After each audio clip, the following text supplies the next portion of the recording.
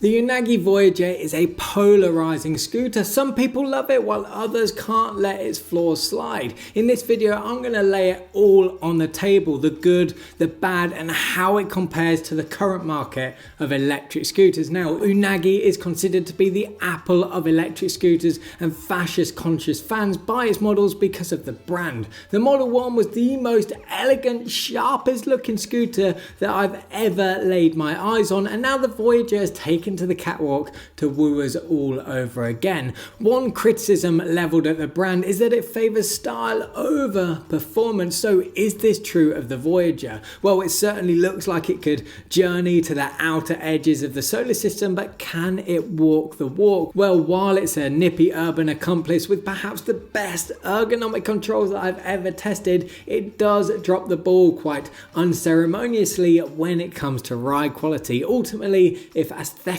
and design are valuable commodities to you, it's a certified showstopper. But if it's the sheer joy of the ride that whets your appetite, then you may be left hungry. So with that said, let's delve deeper into its features, performance, and see how it stacks up against models in the same price and weight categories.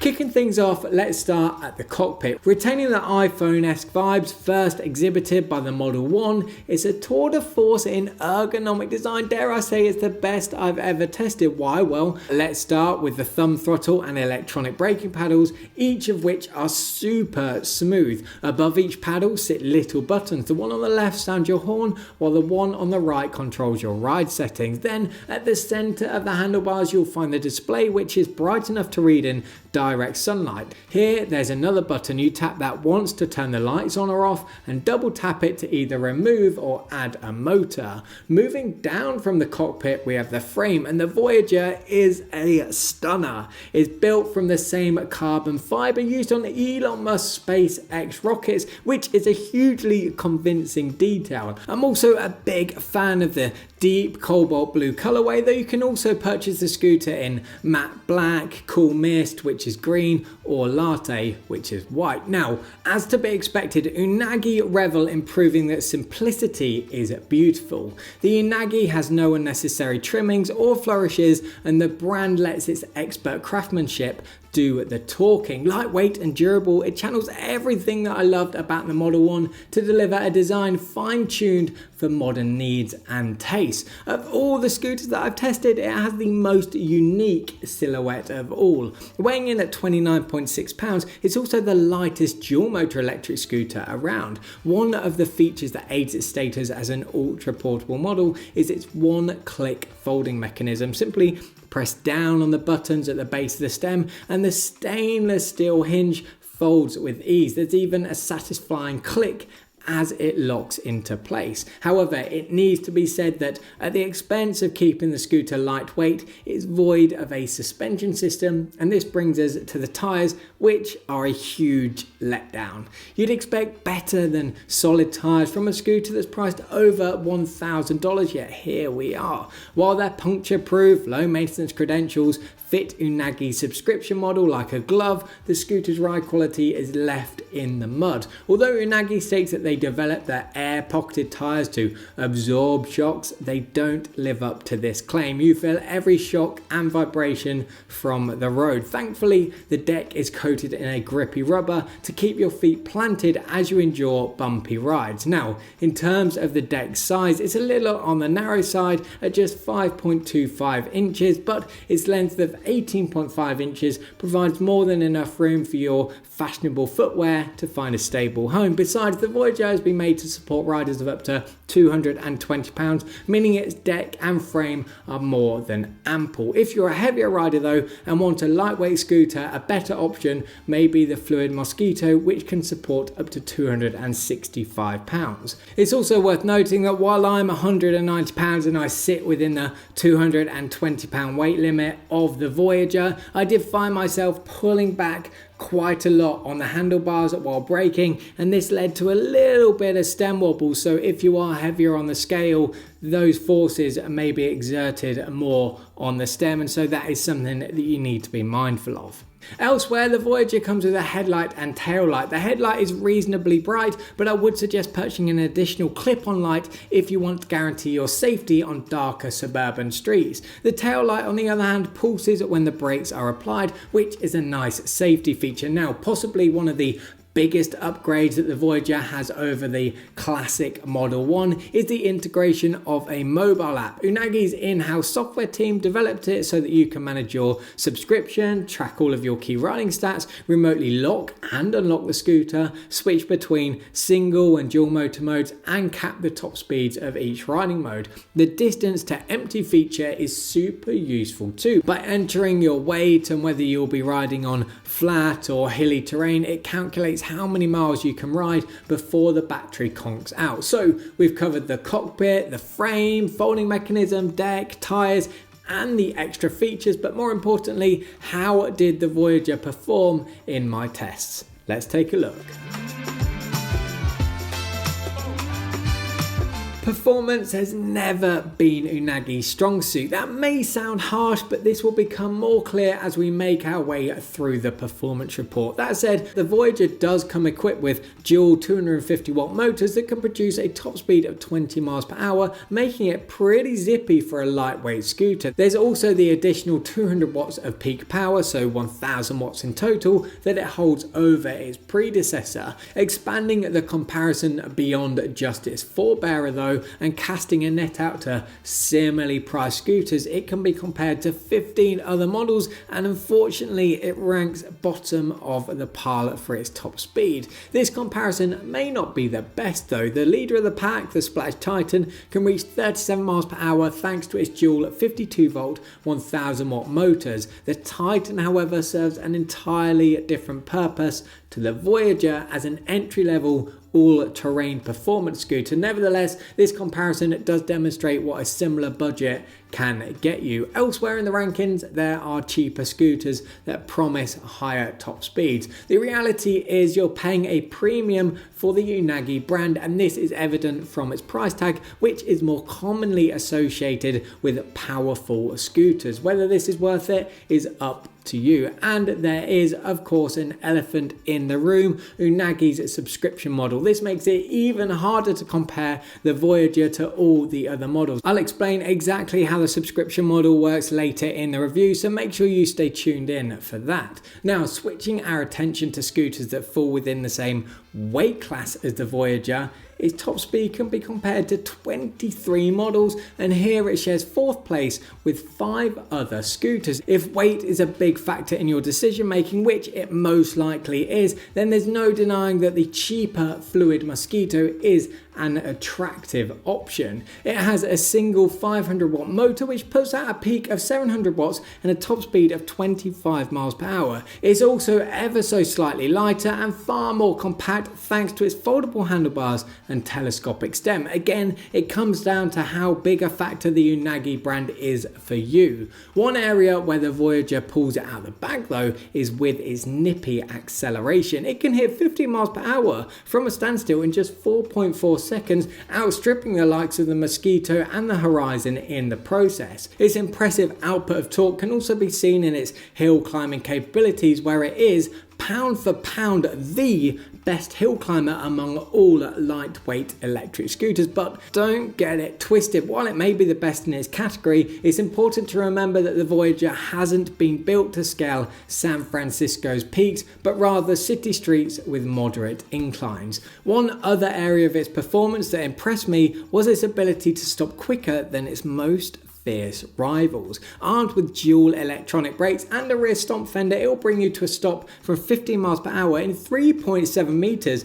which is actually a quite impressive feat for a scooter that doesn't have any mechanical brakes. By comparison, it beats both the Mosquito and Horizon by over 1 meter, equating to a stopping distance that's 24% shorter. Next, let's take a look at range. Now, a notable upgrade that the Voyager brings to the table is its bigger, longer lasting battery. While the Model 1 had a maximum range of 12 miles, the Voyager now has 25 miles or 14 miles under realistic conditions. Measured up against the 15 rivals in its price class, it comes 4th from last. Again, This may not be the best comparison, but it does show that scooters in the same price bracket outperform it. The winner of this lineup is the dependable eMove Cruiser S. Sporting a battery that's 4.3 times bigger, it promises a 62-mile range under best case riding conditions, or 38 miles according to our real-world tests. If we switch our focus to scooters that are cheaper than the Voyager,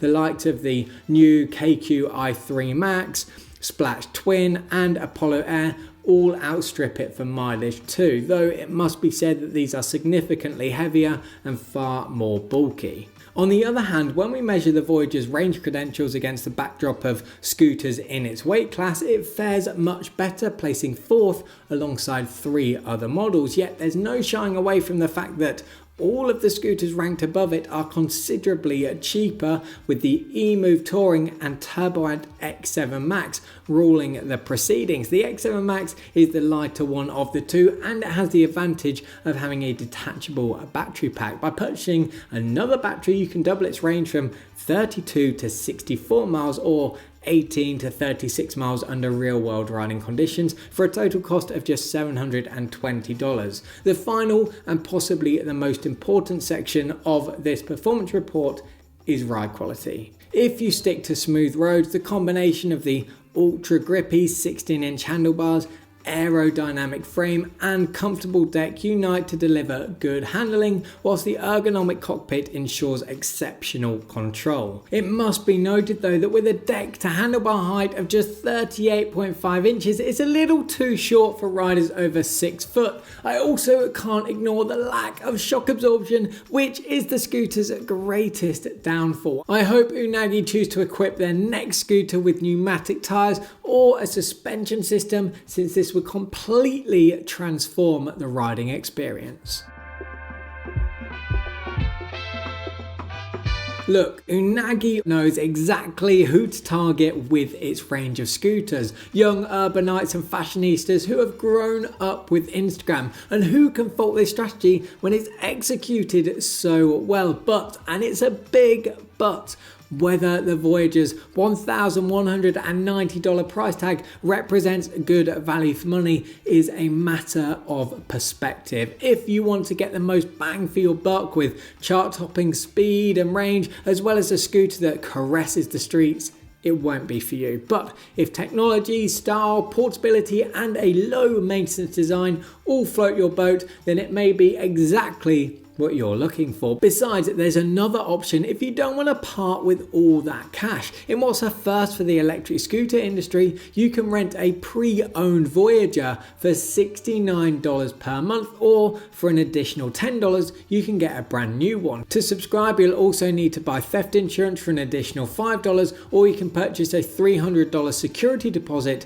that's refunded when the scooter is returned. Ultimately, a new model on this subscription plan will cost you $84 per month. There's no end date, meaning you pay for it every month until you no longer want it, and you can cancel at any time. Also, for the duration of the subscription, servicing is free of charge, and you get a replacement scooter if yours becomes damaged. So with all that covered, let's recap.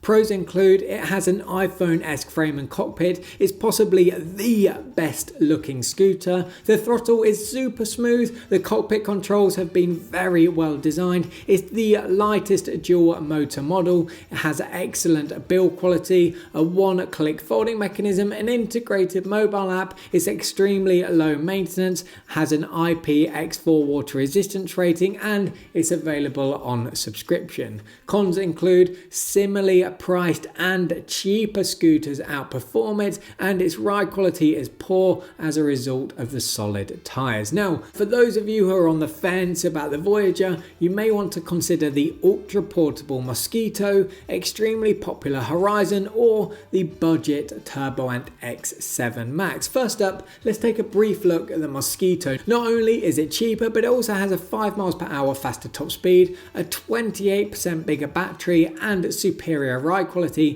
thanks to its suspension. It supports up to 265 pounds rider weight, which is 45 pounds more than the Voyager, while it's also more compact and portable thanks to its telescopic stem and foldable handlebars. However, it has a 14% slower acceleration rate. Its braking performance isn't as good, where it takes 4.8 meters to stop from 15 miles per hour versus the Unagi's 3.7 meters, and there's no mobile app, plus it's not as stylish. Next, we have the Horizon 13. It's significantly cheaper, has a slightly faster top speed, a 73% bigger battery, and therefore a longer range. Its ride quality is superior too, thanks to its suspension, while it can support 45 pounds more rider weight up to 265 pounds, and it has a more compact folded frame thanks to its telescopic stem and foldable handlebars, but it's 12.4 pounds heavier, 7% slower off the line, and its braking performance isn't as good, where it takes 5 meters to stop. It also doesn't have a water resistance rating, a mobile app,